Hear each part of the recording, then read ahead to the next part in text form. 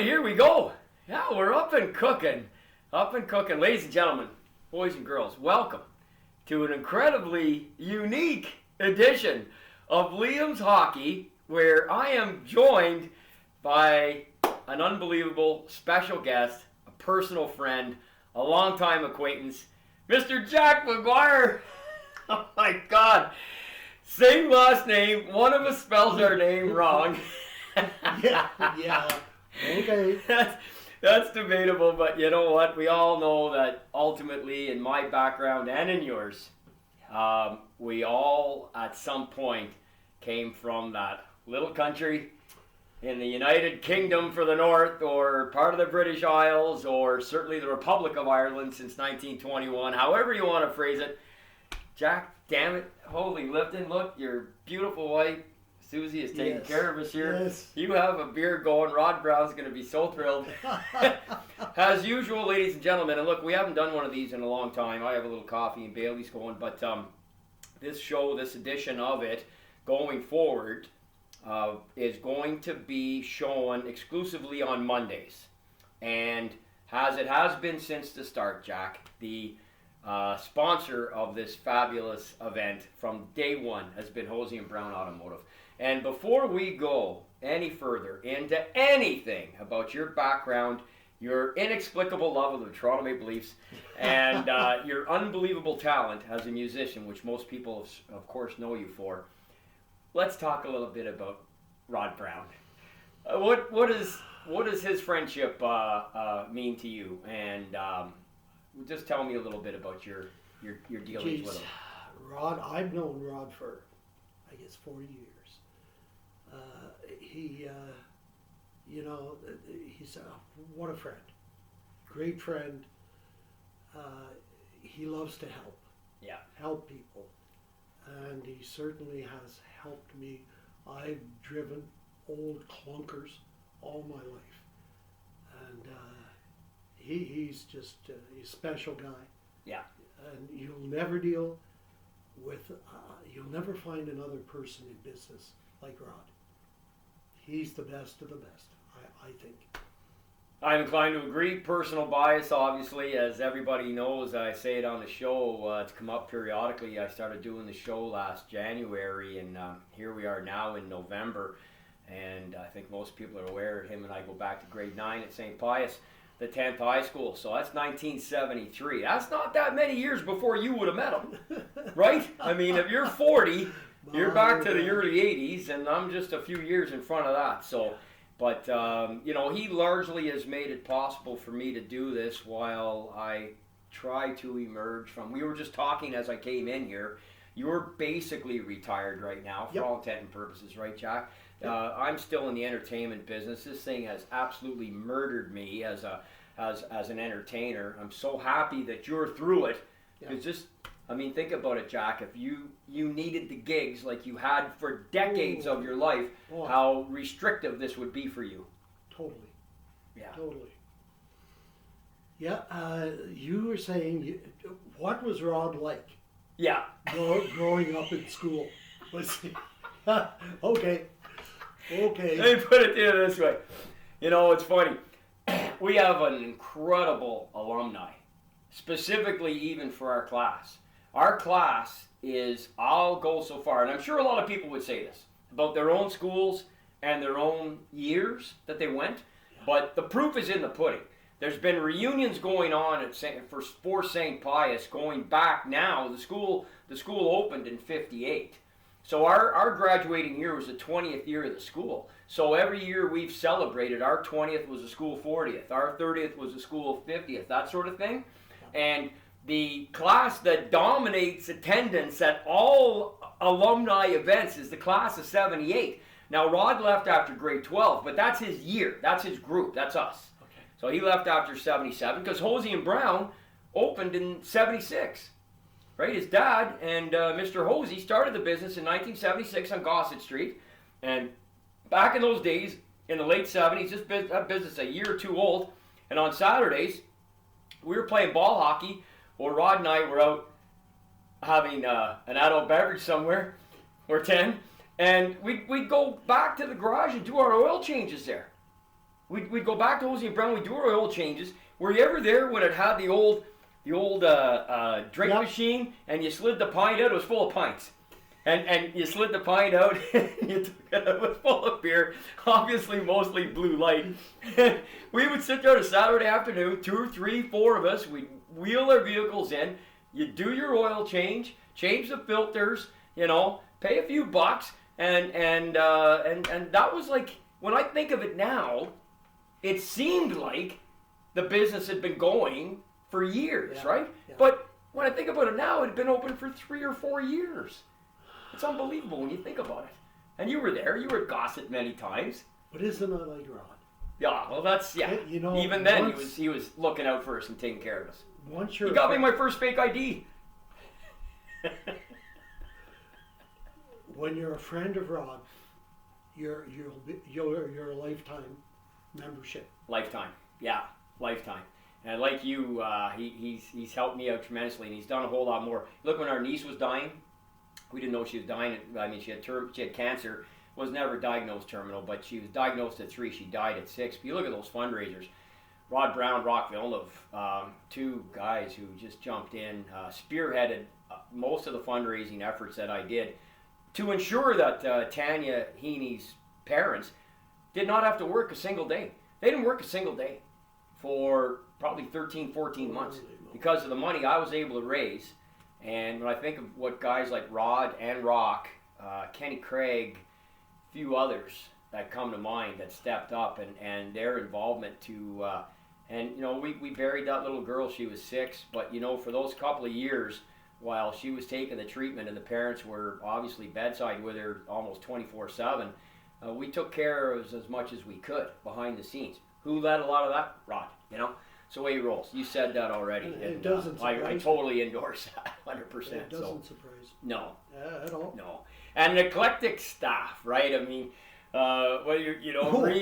Reese Richardson, you go down the line. I mean, Adam's been there now, Clive. His brother, a long time. Clive, I mean, I think back of when Frank Shepard and some of these guys that have worked, whether they be drivers, managers in the shops, guys at JP, you know, I mean, you go down the line, there's so many guys, Dan, there's so many that, Mike, that are instrumental, been part of the operation at Hosie for years, Hosie and Brown for years, and I love the new location. I mean, what's not to love? Yeah. First of all, it's like 10 times the size. Yep. It was the perfect move to make. He aligns himself with Croc, the legendary Mark Brunel, who you know, say what you want, another eclectic character, but a guy who is a incredibly smart businessman. And just understands how to put the pieces of the puzzle together. Yeah. Not that Rod doesn't, but I think they've always been friends. They've always had an affiliation, but together they've been stronger. Oh boy, they got charisma, and they've got that chemistry. Yeah. You turn the clock back a few years and join them at Ayoub's or something on Tuesday or Wednesday afternoon. You better have your chin strap buckled up, I'll tell you. It was never a dull moment, man, as they were shooting around town. And you were at those Christmas parties. I was at those Christmas parties. Wow. You entertained. I mean, that's what you do. And look, we're going to segue into that right now. Here's what I want to say is that this is why I'm so happy to have you here, Jack. Actually, we're in your home. We're in Jack's home. Let me look back. There's the Boston Bruins sweater. I'll flip the camera around later before we're done. This thing is full. The original 5. Inexplicably, he doesn't have a Montreal Canadian sweater. We're going to discuss that in a second. But you know what? You've got your guitar and you've got a music sheet. We're going to play a little bit later. But you know, this is a hockey show. Yeah. You're a hockey fan. Ooh. Now, where are you born and raised? I was born in Shawville. You're a Shawville boy. You're Brian Murray country. You're the Murrays. You're Archie Mulligan. You're Glenn Richardson. You're my God. I mean the Shawville, the Pontiac baby, the Pontiac Gavins. Yes. We played there. Let me guess. Did you ever play Gavins? Oh, many songs. Did you ever play with Gail Gavin? Yes. Gail got up and used to sing "Silver Threads and Golden Needles." She loved that song, and we loved playing it. And Lennox would be saying, and then he used to get up And he used to sing, oh, my name is Jack McGuire, and I'm quick to tell you of a young girl I adore called Kitty O'Donoghue. She was fair and fat and farty, and believe me when I say that whenever I come in at the door, you can hear her mommy say. And he'd come up, and of course, the other guitarist that I played with, he'd start playing the guitar to it. Okay.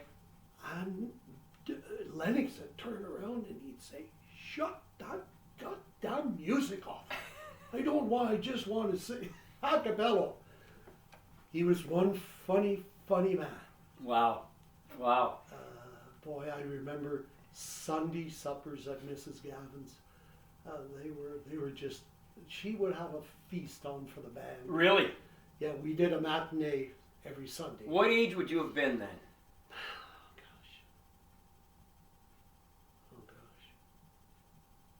Maybe 30. Okay. Maybe. Yeah. Late 20s, maybe Late 30. 20s, yeah. Yeah. Wow. But they were wonderful family. Yeah. And you know, then they had the guy up in Chapel. What was his name? Mrs. Gavin's brother. Oh yeah. Fred. Okay. Fred Meyer. Okay. And they had him up there, and we played Fred's also. And Lennox, but boy, they were just wonderful people from the old Saw day. Yeah. It's hard to beat those people. And that time period too. It's not just the fact that the lineage or the history goes back to Ireland.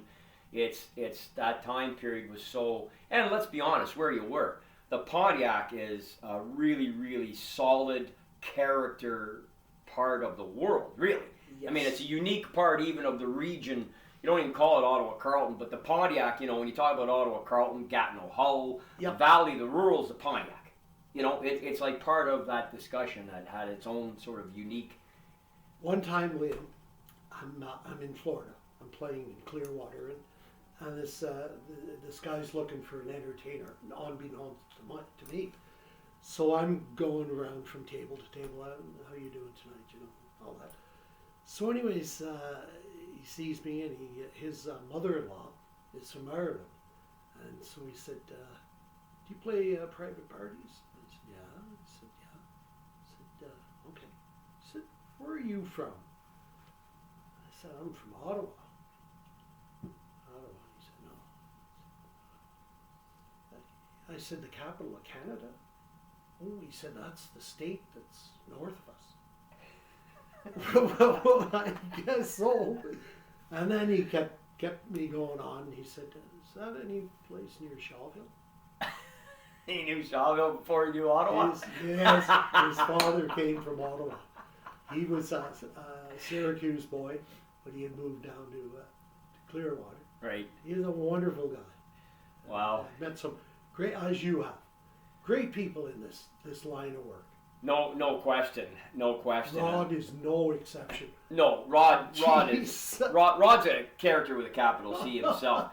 And look, you can't play an event that he attends where he's not going to bust you to play American Pie at some point in time. I mean, he's going to want to hear that. He knows every verse. And he's going to probably, either if he doesn't jump up beside you, he's going to be singing from his table. But I mean, in terms of, like you put it, for example, in 1994, I'm in Ireland. I'm in a town called Ring, having a pint with Liam Clancy. Ooh. And we're talking about Gavin's because he had been there. He knew Gail Gavin. He had sang with Gail Gavin. Nice. You sang with Gail Gavin. Yes. You've done your own thing so successfully for decades. There's Liam Clancy, one of the top exports of Irish music in history, born and raised in County Tipperary. And here is him. I'm standing beside him from you to me away, and he's talking about Gavin's. I mean, what, so you're talking about the guy saying, was that anywhere near Shawville? Well, you got Shawville and Queel, and people seem to know that. Before they would know some chain place on Sparks or Bank Street, they'll know Gavin's, right? So that must warm your heart to hear stuff like that. It does. It warms the cockles. Warms the cockles. Warms the cockles. Alive, oh. Alive. Yes.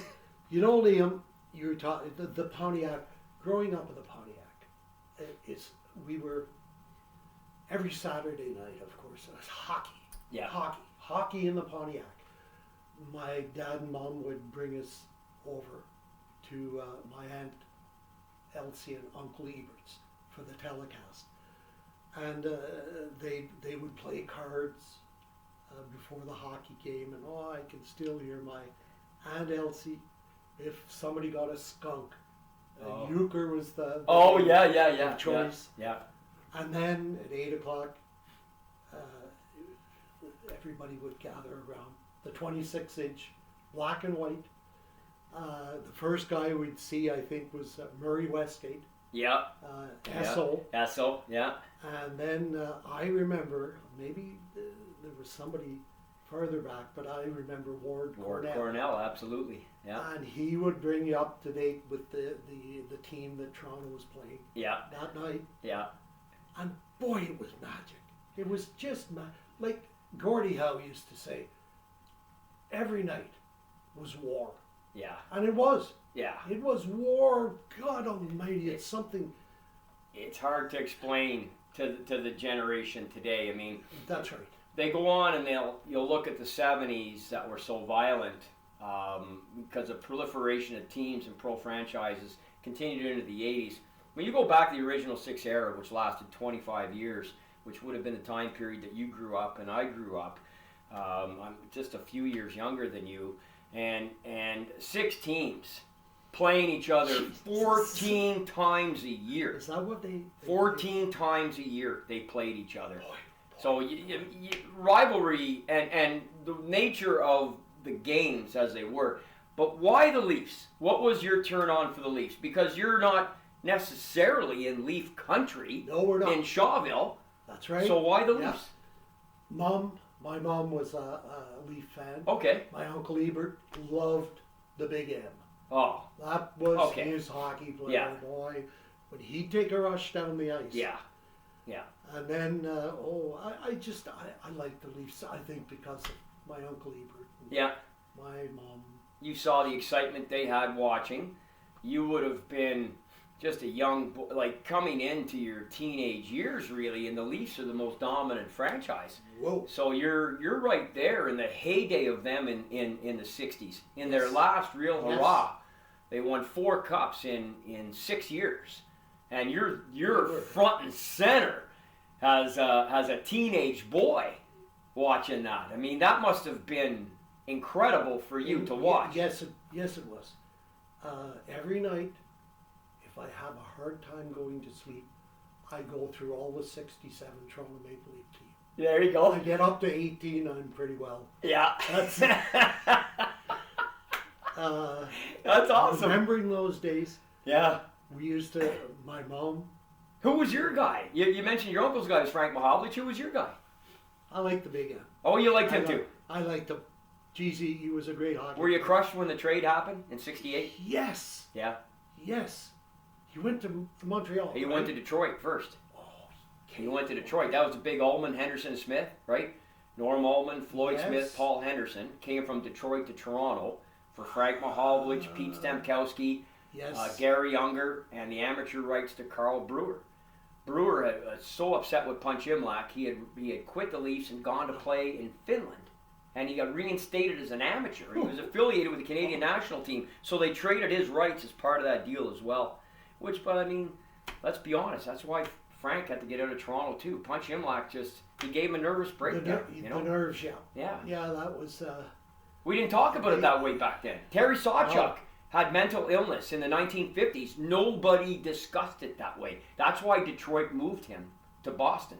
I mean, they brought him back because he retired. Then he came out of retirement. He'd been in the NHL 5 years. He said, I'm done. I mean, the pressure, and he wasn't, but it wasn't diagnosed. Same with Frank. It wasn't diagnosed. That's right. And it just wasn't that way. Look at Price. Carey Price right now, Jonathan Drouin, go down the line. There's already been a half dozen NHL guys just in the last 5 years, less than 5 years. Yeah. 2 years, 3 years. See, we didn't talk about that. Nobody did. No. You know, Punch Emlock used to, according to the team, used to come over to Bauer in between the second and third period. Yeah. And he would say, listen, you got to play a good period here because it's a short trip down to Cleveland. Yeah. And they said Johnny would just be beyond himself. Yeah. You know, I got to play good here. They don't, I don't think it's ever been actually stated who originated this line, but it's a good one from your era and just burgeoning on my era, and came out maybe a little bit before. And I've often heard that maybe it might have been Punch Imlach, but the line goes, I'll send you so far down that the Hockey News won't be able to find you. You know? And I mean, they put the fear of God in players, right, in those days. So they weren't making even pro-rated money compared to certainly the guys that came along later, even though they were all making, not all of them, but a few of them were making an okay dollar. But there wasn't one of them that didn't have a summer job. Like, you had to have a summer job. That's right. So it was, you know, and here's the Leafs winning the Cup in 62, 3, 4, and 7. They only finished first in the league one of those 4 years. In fact, of the 13 years that the Toronto Maple Leafs won the Stanley Cup, they only finished first in league play twice. They just were a team in their respective times that they dominated, 40s and 60s primarily, were led by incredible goaltending. Johnny Bauer, Terry Sawchuk, Turk Broda. Turk Broda. I never saw him. I mean, obviously I didn't either. But, you know, Broda goes to war, and Frank McCool steps in and lights it up for them. In 1945, Frank Ulster's McCool, he's kicking out BBs. They can't score on to save their lives. They're beating the Habs. You know, coming off with the punchline, rolling, and Rocket Richard down with Lock, Toe Blake, and Toronto's winning the Stanley Cup with a guy nobody even heard of. So it's the Leafs seem to find. People talk about Montreal finding goaltenders. Toronto did too. I mean, they rescued Johnny Bauer from the Rangers. So, you know. Yeah. I mean, it's. But listen, so you're a big Leaf fan. When did you get into the music? When did the music become part of who Jack McGuire was? I started playing at 6. 6? 6 years old. Wow. Did you ever play any hockey? There's a picture of me right there. Oh my goodness gracious! And, that's when I was 6. So I got pretty serious around when we moved to Ottawa, which I was, 16, 17. Okay. And I got involved in music, playing in bands, all types of bands, all types of music. I played rock. Through school, or did you go on your on my own? Really? Saw this ad in the paper and really? Yeah. And I played in the rhythm and blues. How did you learn how to play the guitar? My mother and my uncle Wallace. Okay.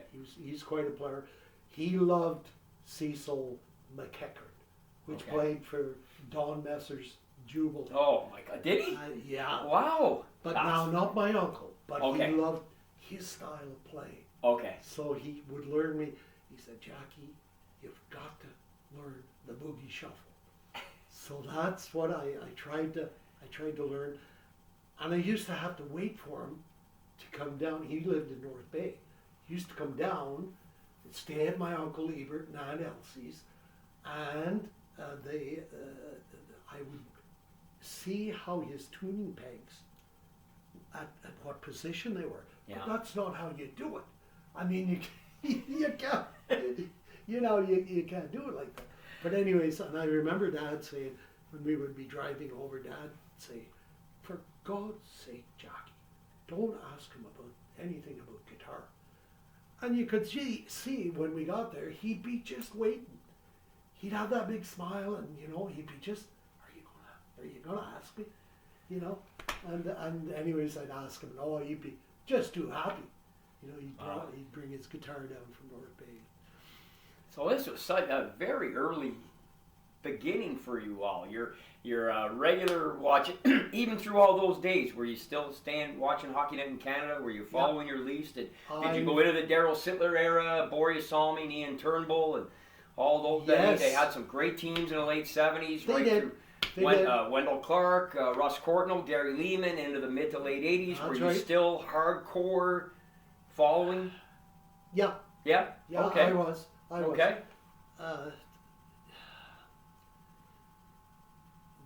I don't know how to describe it. There's been some dry periods. What, really? And you just have to, when Harl Ballard took the reins. Yeah. Boy, oh boy, Yeah. It was tough being a Leaf fan. Yeah. Holy God, yeah. And then when the expansion came. Yeah. They lost a lot of the defense. Yeah. Which were, Brewer and Horton and Yep. Bond and Stanley. Yeah. That killed them. Mm-hmm. And then Ballard come along. And Yeah. Did the rest. The final nail in the coffin for 20 years. Yes. Yeah. I hope before I die they win the cup. Yeah. But I don't know with this bunch that they have. They've got everything invested in 4 players. They do. Yeah. But if you shut them down, or there's nothing too much. I like Spezza. Well, Spets has actually had a real nice start to the season here for them. They've got Morgan Riley signed up. To me, it's so similar to the late '70s Leafs, who had, if you think about it, Darryl Sittler, Lanny McDonald, Errol Thompson, Ian Turnbull, Boreas Salming, and Mike Palmateer at the height of his game. Like, if you take that line and that goaltender, and maybe they didn't quite match up with the Habs, but they would be, that line would, in my opinion, would be right there with most of the rest of the league. Where they depreciated is, it dropped off pretty quick, right? And they went to the semifinals in '78 and lost to Montreal. They had a great win against the New York Islanders. Lanny McDonald in overtime, Game 7. It was classic Toronto Maple Leaf win. But I see this Leaf team today in the same sort of boat. They've got those 5 guys, and then my sense is, and whether Jack Campbell can carry the mail or not, like you just said, have they got enough to get through? I mean, Jack, they haven't won a round in 2004, let alone winning, right? Winning 1, 2, 3, or getting to a final to win a cup. It's a tough road to hoe, my friend. Liam, I meant to ask you something before I forget. I brought in a few guys, went over to your place, Liam's. Yeah. A few guys from Michigan. Okay. And they used to follow Detroit. They had tickets every game. Yeah. You told them a few things about when Gordy broke the record. And they were there, and they looked at one another, and you told them a few things, and they said, "We don't remember that." What?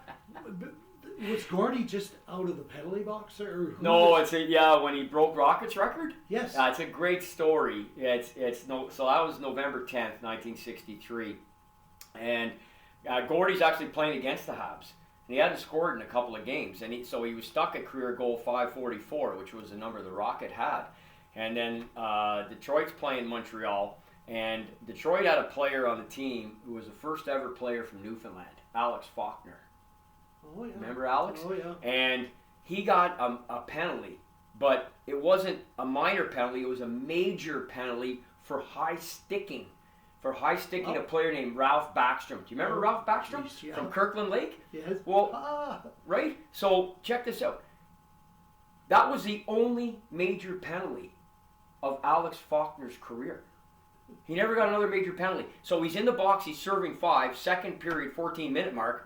Gordy scores shorthanded, career goal 545 against the Montreal Canadiens. Now, that alone is pretty neat, kind of anecdotal, but historic. Yeah. Then you say, okay, well, wow, who got the assist on this incredible historic goal? And it was a player named Billy McNeil. Billy McNeil was up and down with Detroit, okay? Yep. So that particular year, that was the only assist he got with the Red Wings that year. The only assist. On Gordy's goal. On Gordy's career goal, 545. So you got Faulkner in the box serving his only major penalty. Billy McNeil drawing the only assist he got that season in his brief trial with Detroit. Detroit goes on to win the game, shut out the Montreal Canadiens. I believe it was 3-0 final. Terry Sawchuk gets the shutout. Career shutout number 94, tying him with George Hainsworth at that time for the most shutouts in a NHL career. Terry went on to 103, which has since been passed by Marty Brodeur. But all of this happened on November 10, 63, with Gordy playing against the Rockets' old team, the Montreal Canadiens, to add a little bit more flavor to it. Could have been New York, could have been Boston, could have been Chicago, whoever, Rocket wasn't playing at that time. He had retired. He retired in September of 60. He retired. This happened in 63, November of 63. So Rocket was out of just a little more than 3 years at that time, and Gordy passed him. Of course, Gordy went on, as we know, because Ovi is climbing the ranks, and next on the ranks is Yeager. Ovi's currently, as you and I tape this right now, is at 742. Yeager's at 766 for third. Gordie Howe's at 801 for two, and then you got number 99, Wayne Gretzky. What do you think of Gretzky? What did you think? You're a Frank Mahovlich fan as a kid. Then you got Bobby Orr. Then you got Gretzky. Then you got Lemieux. What do you think of those guys? What floated your boat as a hockey fan watching those guys play? Gretzky to me was, him.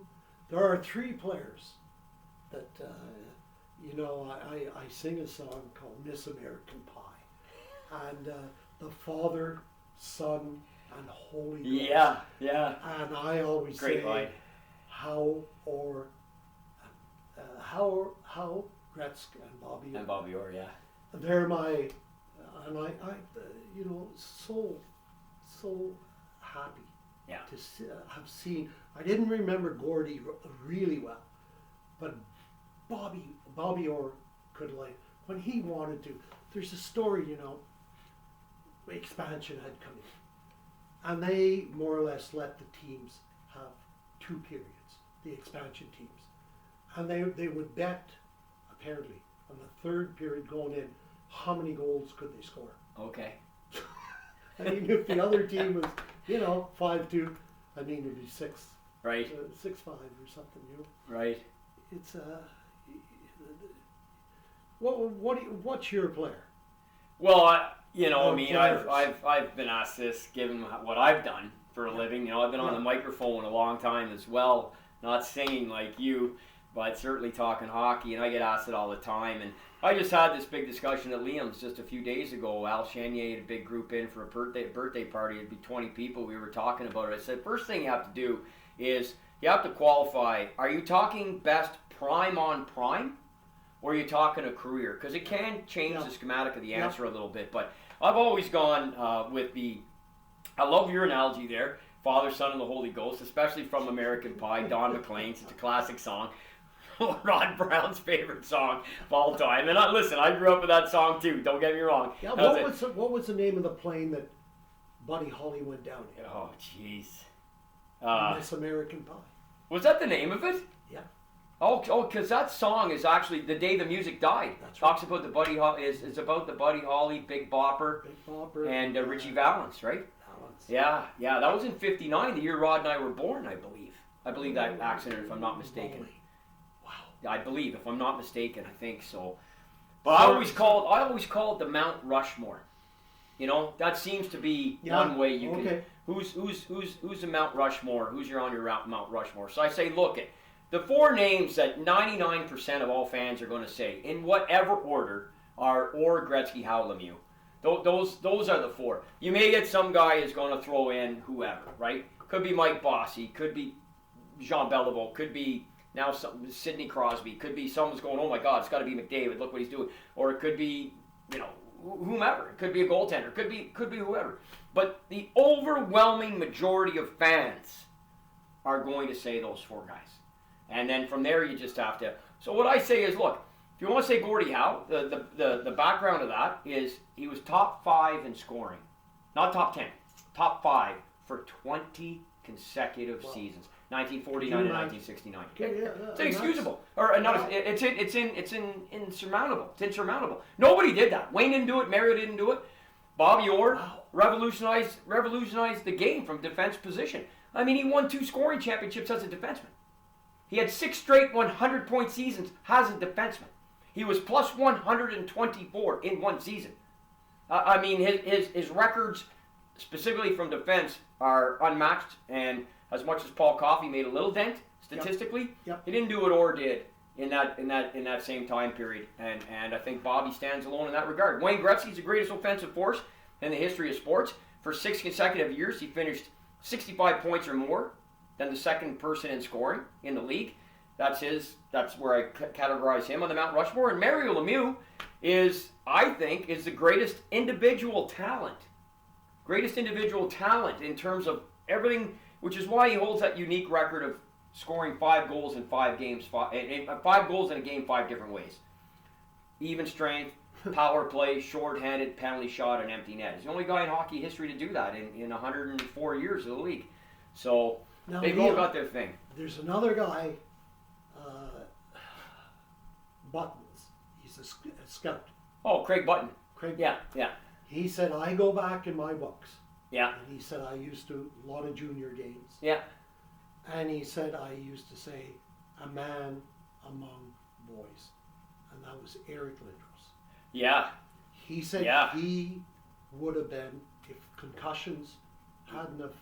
You know what? Lindros was, at one point, was the best player in the world. There's no doubt about it. He was a man amongst boys playing junior, and even when he first came to the NHL, you look at the things that went wrong for him. The advice he got not to go to Quebec, I think, was absolutely tragic, because I just think, I don't even know in hindsight if he realizes how much that province was ready to embrace him. They love their hockey, and all he had to do was say, bonjour tout le monde, like just say 3 words, and they would have loved him forever, and he just, and then as you just said, I mean, he was on the Canada Cup winning team in 1991 as a 17-year-old. He was playing 8 minutes a game. He knocked Ulf Samuelsson and Martin Ruzinski out of the tournament with body checks. Picked up 6 points. He was unfreaking believable. Won a Memorial Cup, won a World Junior, all before he turned pro. And then he went to the finals in '97 with Philadelphia. He led the playoffs in scoring. He had 100 points. The guy was a 40-goal scorer. Hart Trophy. He deserves his place in the Hall of Fame. He just couldn't keep his head up. How many years did he play? Well, he played basically about 14, 15 seasons all in. Notwithstanding a bulk of some of those years were spent on the injury shelf. After some of his concussions, and some of his concussions were self-induced.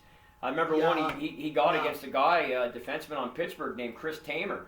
Eric came in and smoked him in behind the net, and Eric actually ended up concussed from that hit by initiating the body check. So it wasn't just all Scott Stevens catching him with that epic hit and some others. It was, hey, look, he's 6'5", and he was 6'5", I think, when he was 15 or 16. So then you throw him into the NHL, and you're still skating like that. There's all sorts of guys who are licking their lips, man.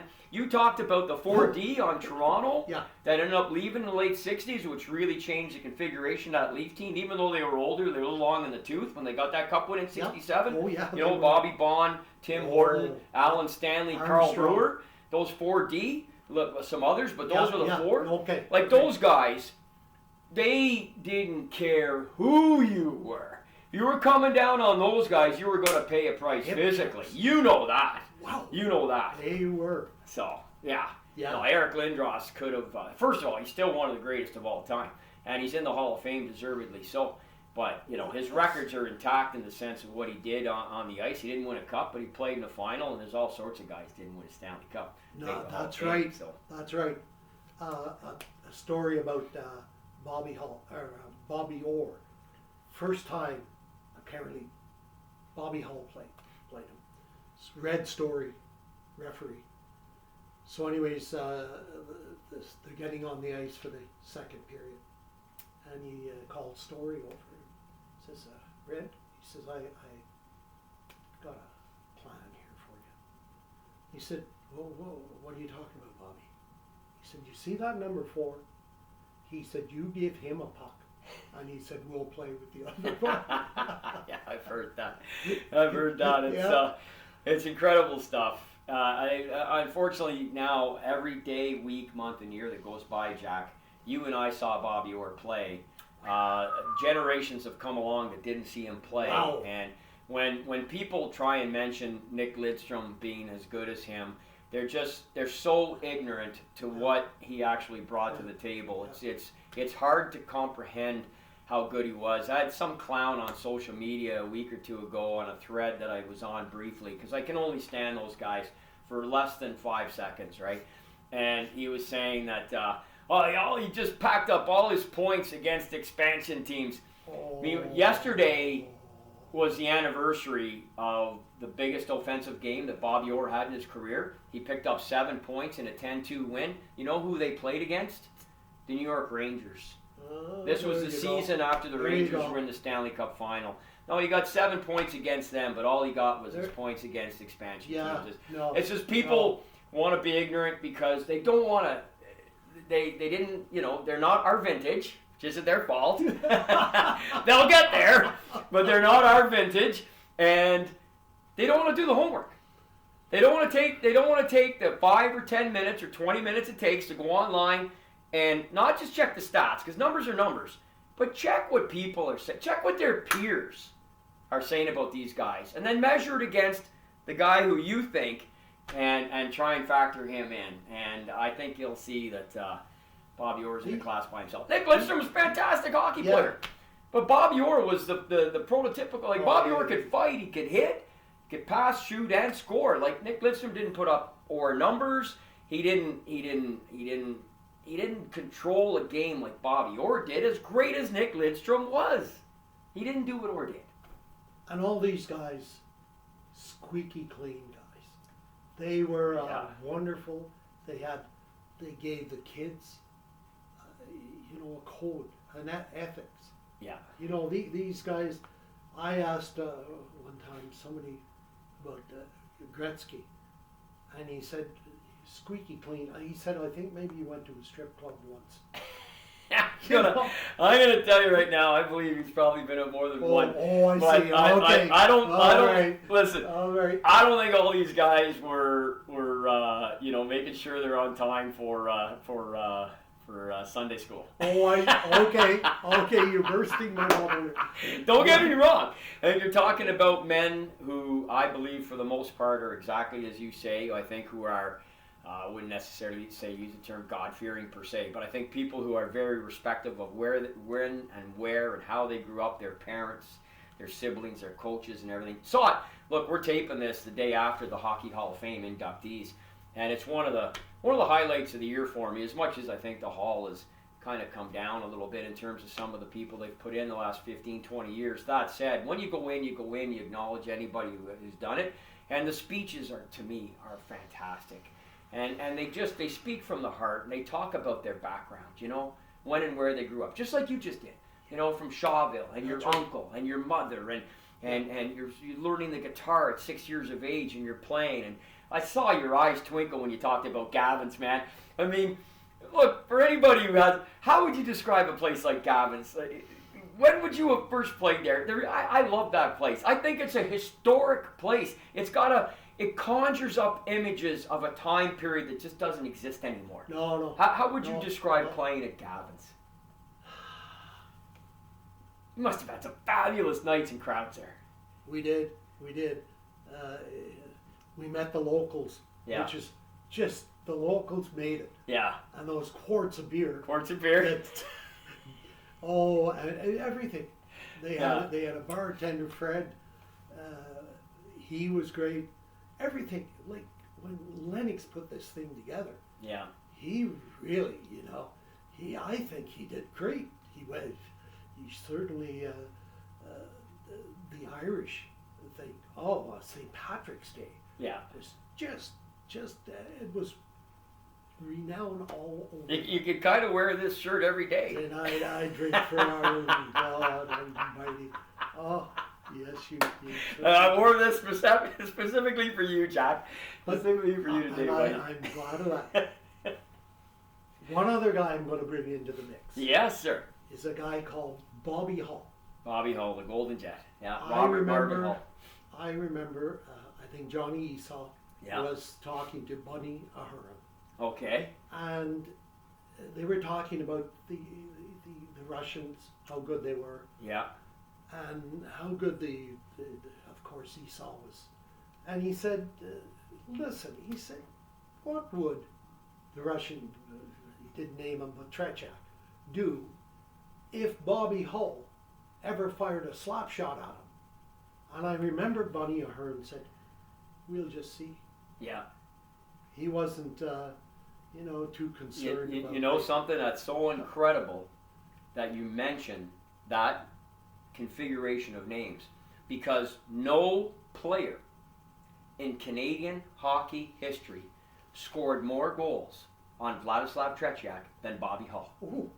He lit him up. Oh, really? Lit him up. I didn't know that. Lit him up. You didn't even know that, and you mentioned that configuration.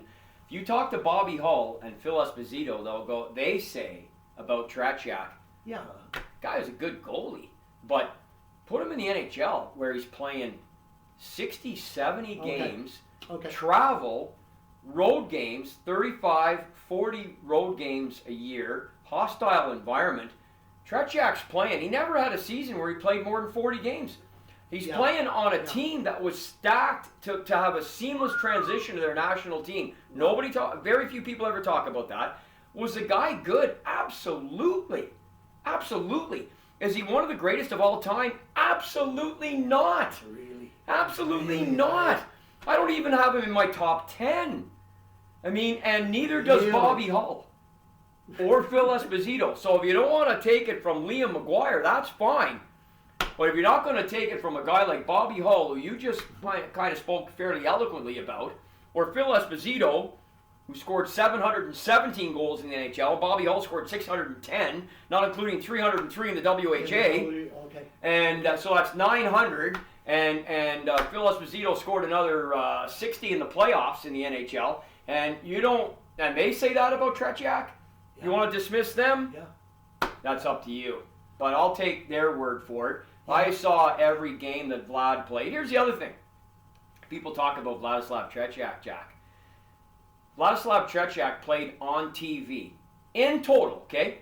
I believe it's 34 or 35 times that we saw him on TV from 1972 to 1984. The games that he played with his club teams that came in, which were all stacked to play our NHL teams, or the international competition that he was in that was broadcast on TV.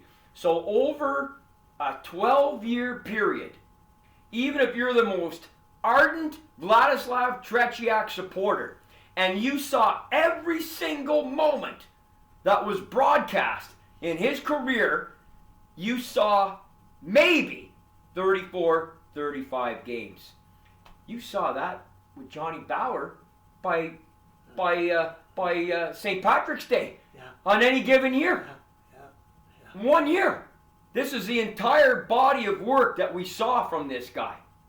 And yet people are ready to anoint him as God's gift to goaltending. People don't know, Jack. They don't know.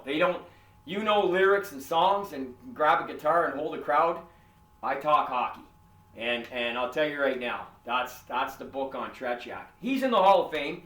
He went in with Darryl Sittler from your beloved Leafs in 1989. Nobody would say... and listen, Tretiak went in because the wall was coming down. And they wanted to appease the Russian Ice Hockey Federation. They said, we want to throw them a bouquet of flowers. We got to put somebody in the Hall. They wanted to do Harlamov, but he had passed away in a car accident. They wanted to do Yakishev, but they said, too dour, too Russian looking. Like, nobody, he conjures up images of when we all wanted to kill him in 72. Who can we use? Let's use Tretiak. He's over in North America all the time. He's barnstorming with Paul Henderson. They're going coast to coast in Canada. He plays in reunion games. Everybody loves him. He was drafted by the Habs. Everybody loves Tretiak. So they put him in. They put him in the Hall in 1989. Is there only one Russian? He's the third. He's the first of three of the 72 team. They put in Harlamov in 2003. They did. And they put in Yakishev 2 years ago, and I was almost physically ill. Okay. And they still don't put in Paul Henderson. Who also played, who was a member of your Toronto Maple Leafs when he played in Team Canada 72. You must have watched the series. Oh, do you remember where you were? Game 8? Yep. Do you remember where were you? I was, my parents had an apartment. Yeah. Knocked off of school. Yeah. Another good friend, Wolford Lydecker, He was with me. Yeah. And we watched the whole the game. And I thought going into that third period, we were finished. We were screwed, down 5-3. There's no way. They already come back twice in the game. We're not doing it again. You can't expect that it's going to happen. But Cournoyer, Phil Esposito makes it 5-4. Cournoyer makes it 5-all with about 7 minutes to go, and then the goal light didn't go on, and Alan Eagleson is out of the seat. And next thing you know, they're escorting him out, and the Canadian bench empties, and Gary Bergman and Pete Mahovlich go across the boards, and they're swinging their sticks at Soviet military that are carrying guns. Oh, I got in trouble. My good friend Uni from Edmonton, who because I said it was machine guns. He said, "Oh, it wasn't machine guns." Okay, you know what? It was a big goddamn rifle, and hockey players went across swinging sticks at guys that had guns. So you know, whatever. And at the end of the day, that's why that series, that moment, that comeback, that championship, that incredible moment in our time, our history of those of us who watched it, will forever be way more significant than Miracle or Crosby's OT goal in 2010 or Wayne DeMario in 87 or Sittler in overtime in 76 or anything else you want to put out there. That's right. There's nothing can rival 72. Nope. I totally agree. The only other one that comes even close was Sunday afternoon, Spectrum. Oh, they're going home. They're going home. January 11th, 76. Was it Dornhopper? No, it was given a penalty. It was Ed Van Imp. Ed Van Imp. Yeah, Ed Van Imp. He got out of the box. Yeah. The Russian player was Harlamov. Yeah, it was Harlamov. Cut him towards the net. Yeah. He chopped him down. He gave him a body check, and Harlamov went down. See, what had happened was they had played the Rangers and the Bruins previous, and the Russians were diving and faking the injuries, drawing the penalties. Of course. So Lloyd Gilmore was the official, and he said, "I'm not calling anything. He's faking it. We all know it. We watch the other games, so we're not calling it." So the Russian said, "Oh, you're not calling it? Oh, we're out of here." Yeah. And that's the great Bob Cole, who was doing the play-by-play. Actually, his color guy was Denny Potvin, who they brought in, who was playing in the NHL. And he was doing the color with Potvin and Cole. They're going home. In 72, we stayed, we took it, but they're going home. Yeah. Well, that lasted 10 minutes till they went in with the translator and said, "Hey, stay in the room, don't play, but then you're not getting paid." That's right. So that's right. They came out. They got a penalty for delay of game.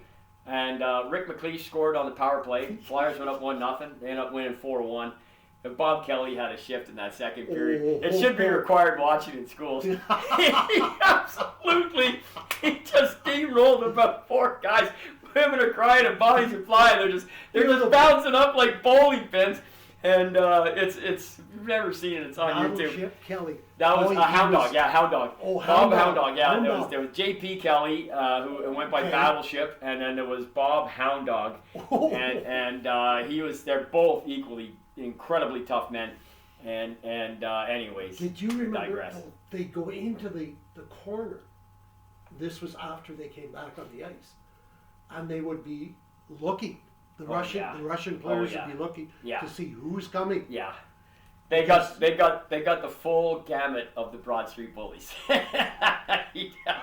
the funny thing is, like, Dave Schultz didn't even punch anybody in the head, but he got in a couple scrums. But I think they were forewarned about him. And of course, in those days, none of them were. There was no fighting in Soviet hockey. They never got that instilled in their game. Believe me, they've made up for that. They certainly the spitting. Some of the spitting and the kicking. Yeah, the spitting and the kicking and the butt ending and the stick work. But then everyone cries about Clark on Hollermouth, and nobody talks about Mikhailov kicking Gary Bergman through his shin so hard that it went right through the shin pad.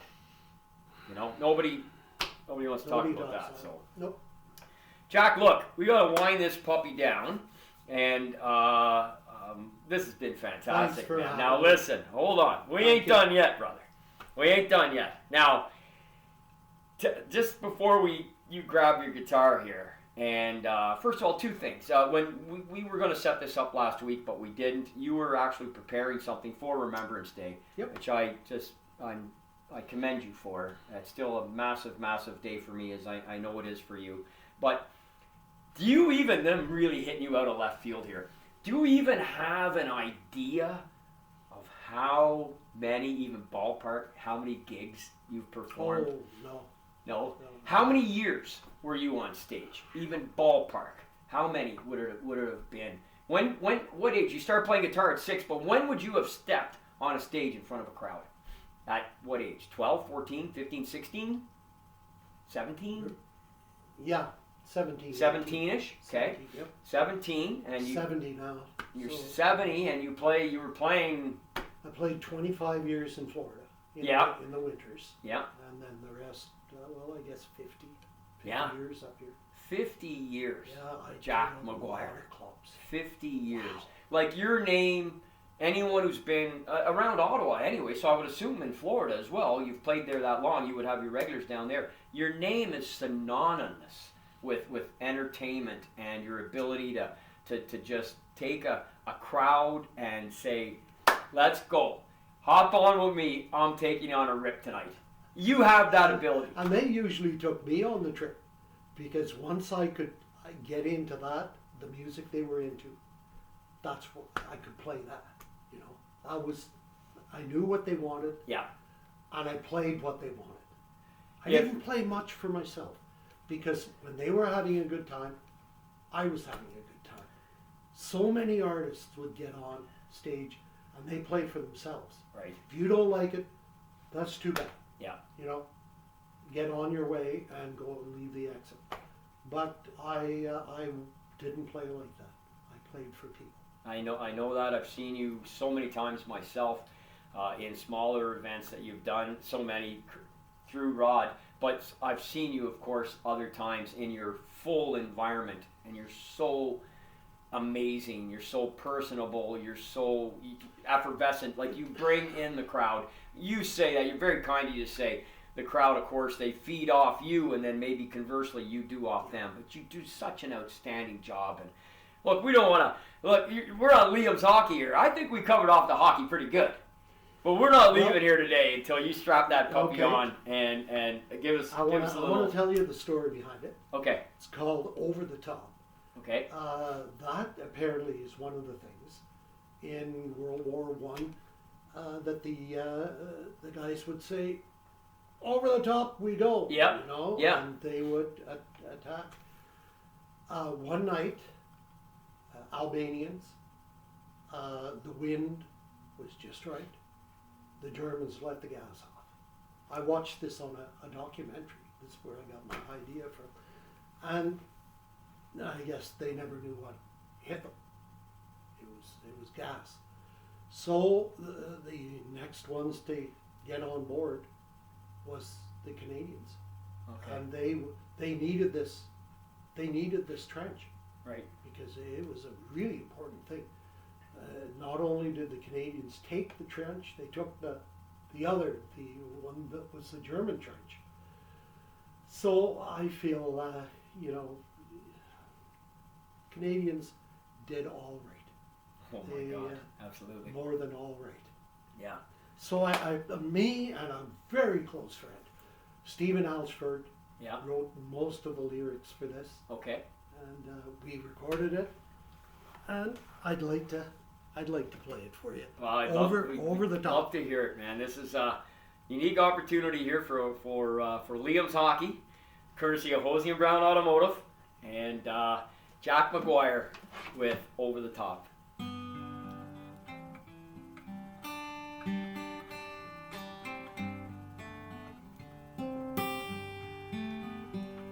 As the first light sprawls over Flanders fields, stand and wait alone, I say a prayer for my comrades know, and my mother who frets back home. Soon it's over the top, lads, and into the fray we'll be staring down death come the breaking of day. And it's one for the money, two for the show. So come on, lads, get ready. Over the top we go. I have had my fill of the hardtack and swell. catering wagons cook. The day of laying wire and laying dodging fire, bedding down in muck. Well, it's over the top as we live day to day. Tomorrow's a country, a lifetime away. I've forgotten the face of my sweetheart I left, and the lace in my hair are the friends I know best. It was raining hard and we were low on ammo.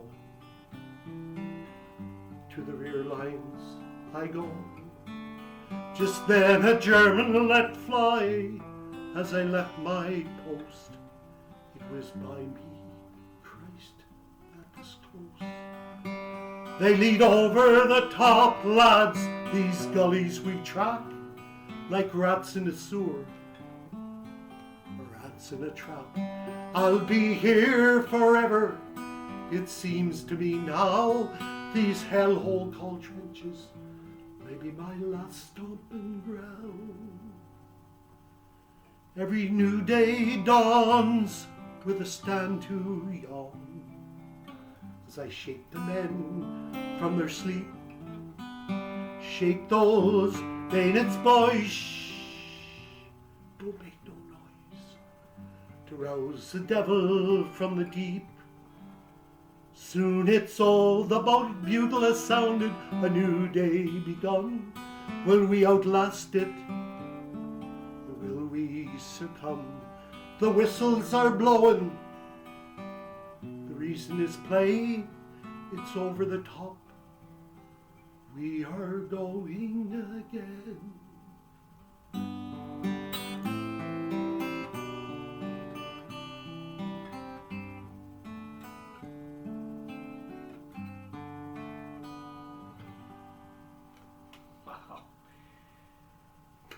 Well, there's Holy over cow, the top. my friend. Holy cow. It's, That's, you know, all hey. my music was from the heart. Boy, I could tell that was. That's could the tell. way it was. Who wrote that with you? Give him his name again, please. Stephen Alsford. Yeah, outstanding, Stephen. That was incredible stuff, my friend. I could not think of a better way to go out, and I just want to. Liam, by the way, thank you very much for this, Oh, right? Jack, Thank you. listen, buddy. I Even think though you spelled your name wrong. You know, there's a town just across the border. Yep. Called McGuire's Bridge. Yep. Which is spelt my way, but the genesis of the break, if you do the history, does show that there was some political manifestations involved that led to a group of McGuires that did not want to be associated with the MAs anymore.